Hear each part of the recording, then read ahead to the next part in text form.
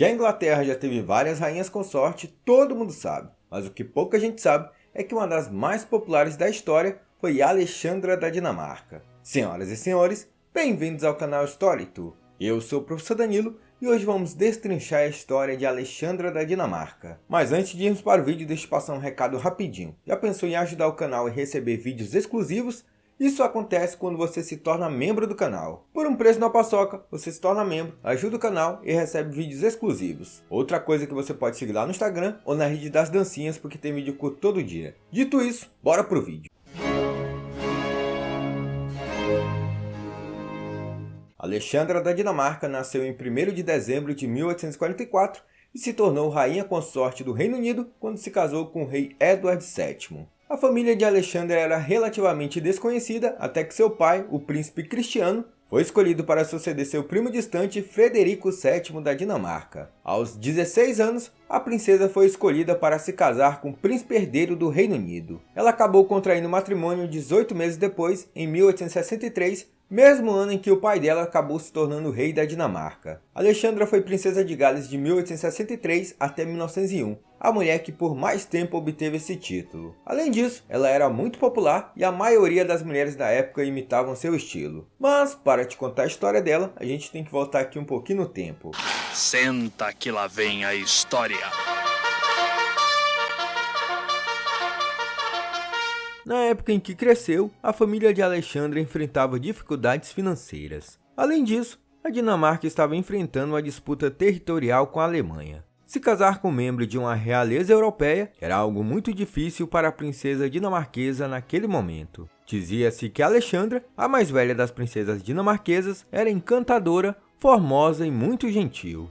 Contudo, o fato do herdeiro do trono inglês aceitar uma noiva dinamarquesa poderia significar que a Grã-Bretanha estaria tomando partido da Dinamarca contra a Alemanha na delicada questão de um principado de nome bem difícil. Vou botar aí na tela o nome desse principado. Não vou me arriscar a falar esse nome não, mas saibam que ele existe e tem esse nome bem difícil. E assim, por injunções de ordem política, Alexandra da Dinamarca ficou para escanteio durante um tempo. Porém, o príncipe Albert Edward, mais conhecido como Bert, era um raparigueiro de primeira e vivia dando trabalho para os pais. Parecia cada vez mais que o único modelo efetivo de beleza, virtude e modéstia que poderia fazê-lo feliz e botá-lo na linha seria a encantadora princesa Alexandra da Dinamarca. Dessa forma, a rainha Vitória e sua filha mais velha, Vicky, chegaram à conclusão de que a cativante Alexandra seria afinal a escolha mais indicada. Então, a rainha convidou a jovem princesa de 17 anos para passarem uns dias juntas em Osborne. Superando todas as expectativas, Alexandra não se intimidou, nem perdeu o controle dos nervos. A poderosa soberana sucumbiu ao encanto da jovem e ficou absolutamente cativada. Para alívio geral, o mesmo aconteceu com Bert. Estipulou-se uma data para o casório. Em breve, a Grã-Bretanha teria uma princesa de Gales que viria a ser uma das rainhas mais amadas de toda a sua história. O pai de Alexandra, o príncipe Cristiano, e putz grila, que sobrenome tinhoso, não vou nem também falar, vou deixar aqui na tela. Olha o nome desse homem, pelo amor de Deus, intancável. Mas então, esse homem de sobrenome difícil parecia ser uma boa pessoa. Porém, ele era um pobretão, não tinha fortuna nenhuma. Ele era casado com a princesa Luísa de Hesse-Kassel. E a família vivia numa moradia de empréstimo. Quando a pequena Alexandra completou 8 anos, a sua situação mudou de figura. Não havia herdeiro direto para o trono da Dinamarca. A mãe de Alexandra era sobrinha do rei Cristiano VIII, que morrera em 1848, e por conseguinte, a sua herdeira natural, uma vez que Frederico, novo rei e seu primo, não tinham herdeiros. Em 1852, as grandes potências europeias como Inglaterra, França, Rússia, Áustria, Prússia e Suécia assinaram um protocolo determinando que, caso Frederico não viesse a ter nenhum filho varão, a coroa da Dinamarca passaria automaticamente para o príncipe Cristiano e para a princesa Luísa.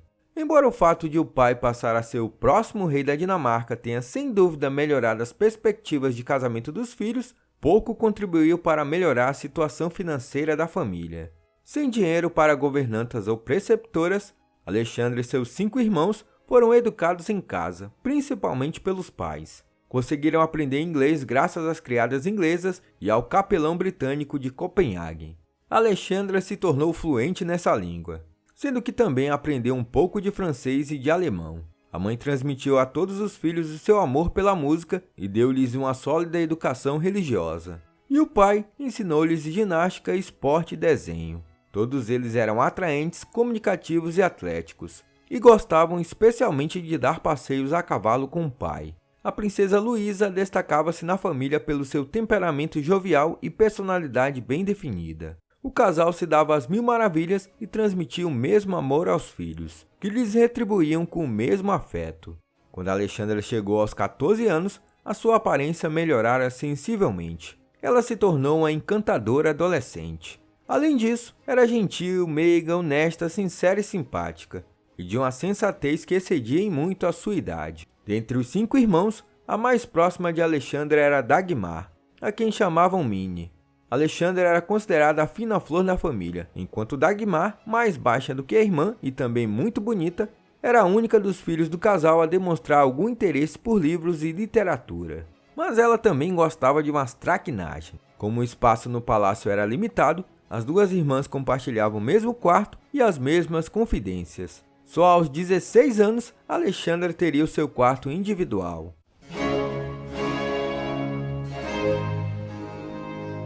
Mesmo antes de conhecê-la, a Rainha Vitória estava certa de que ela era uma pérola rara e que não poderia ser de hipótese nenhuma desperdiçada. A Rainha Vitória achava o filho desinteressante, superficial, preguiçoso, entediado e que não contribuía para nada em casa.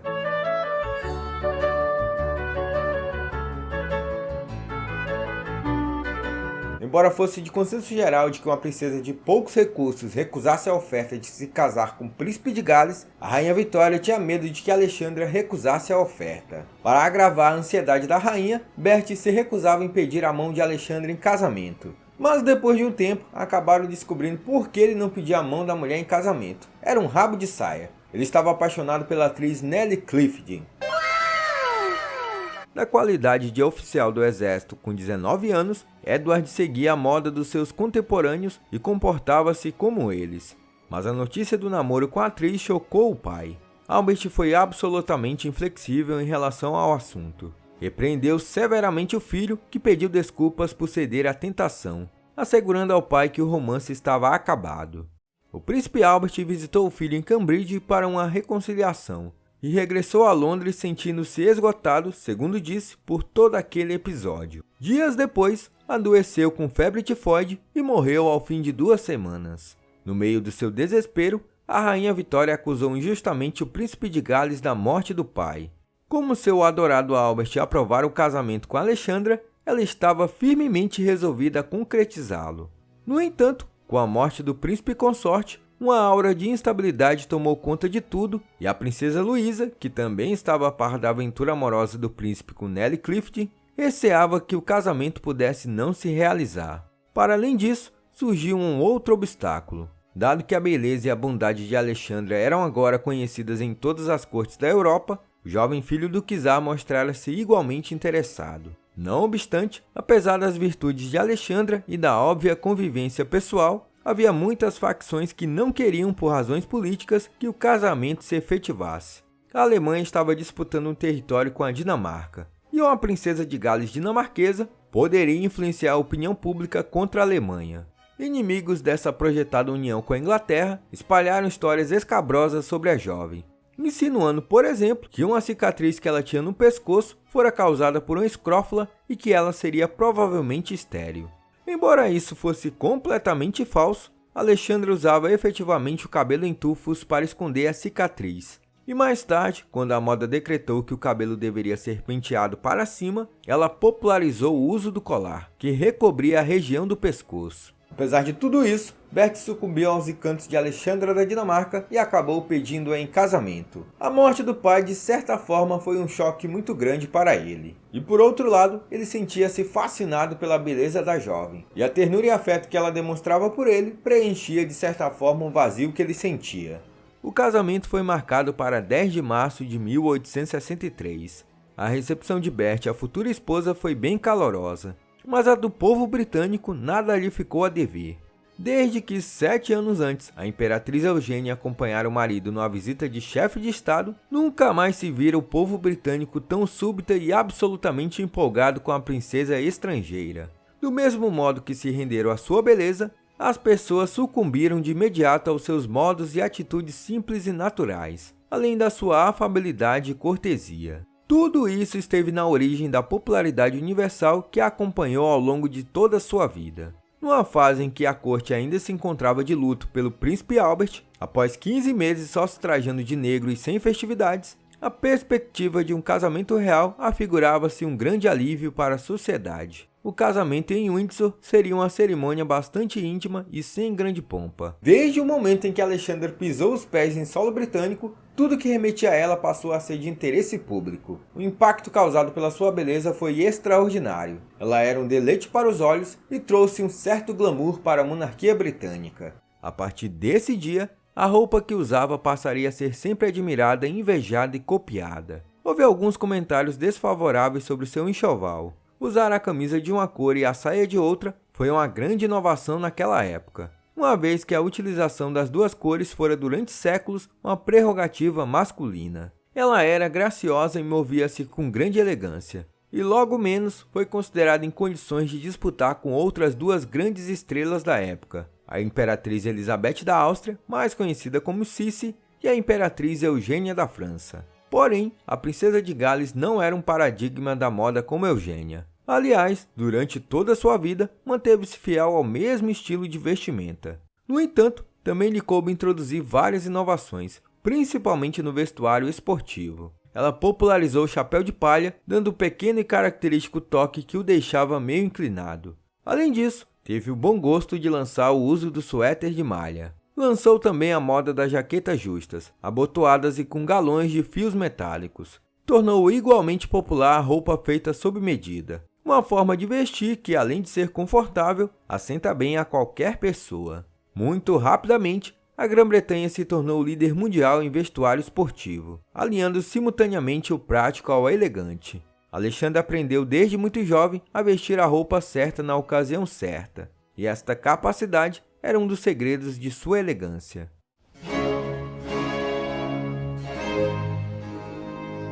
Após uma curta lua de mel em Osborne, o príncipe e a princesa de Gales retornaram a Londres, e aí começaram a ciranda social. A rainha Vitória e o príncipe Albert nunca foram tratados com carinho pela sociedade, eles eram mais tidos como respeitáveis, passando bem longe do glamour e de serem elegantes. Já os príncipes de Gales logo caíram nas graças da sociedade, principalmente porque após a morte do príncipe Albert, a rainha Vitória se retirou da sociedade de forma completa. Assim, Alexandra da Dinamarca se tornou a rainha da sociedade. Como resultado de seu casamento, a temporada de Londres se reanimou com muito brilho. O pobre Bert não tinha nada que fazer. Vivia para festas, para as pessoas, para entreter e ser entretido.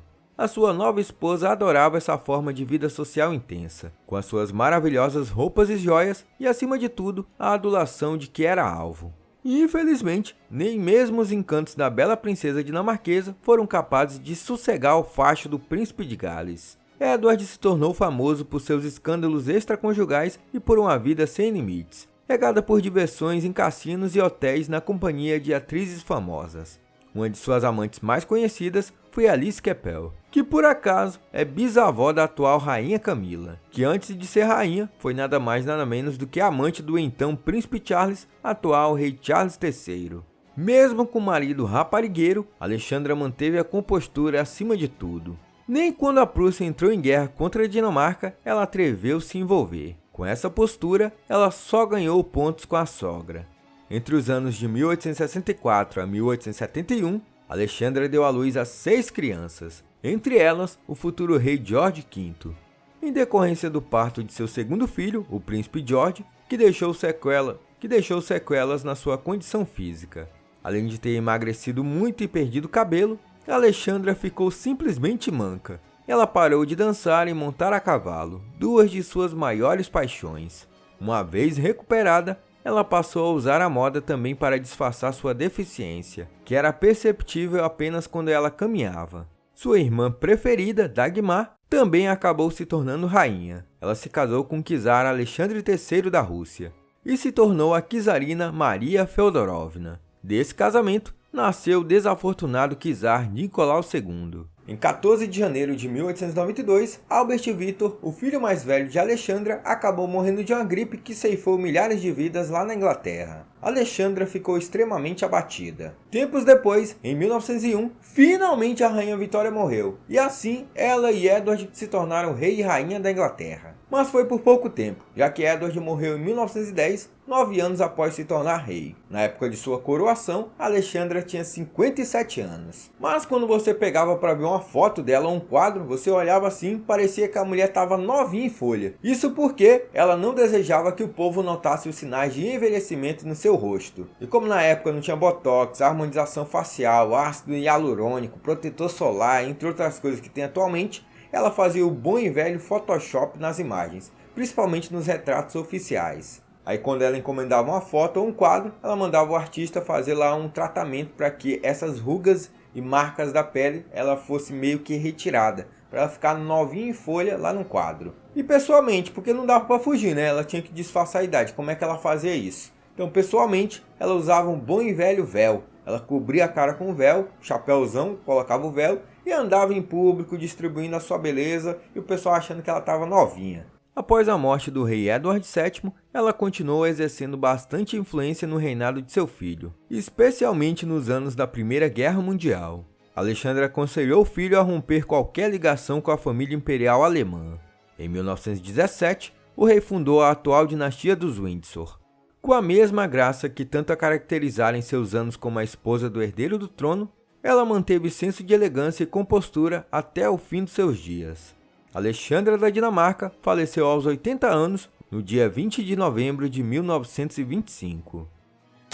Então é isso, pessoal. Chegamos ao final de mais um vídeo e espero que vocês tenham gostado dessa história. Já fiz o vídeo do Edward VII e agora da esposa dele. Acho que o próximo vai ser da amante dele, Alice Keppel, que por acaso era bisavó de Camilla Parker, que também foi amante do Charles III. Aí depois deles acho que vou dar prosseguimento ao George V e a esposa dele também. Se você quer ver esses vídeos o quanto antes, comenta aqui. Se eu deixei passar algo e você quer acrescentar, comenta aqui. Se você quer corrigir algo, também deixa aqui. No mais, não esquece de curtir se você ainda não curtiu. Se você não for inscrito, se inscreva. E se você não for membro, considere ser membro do Story2Flix, o clube de membros aqui do canal. Dito isso, falou!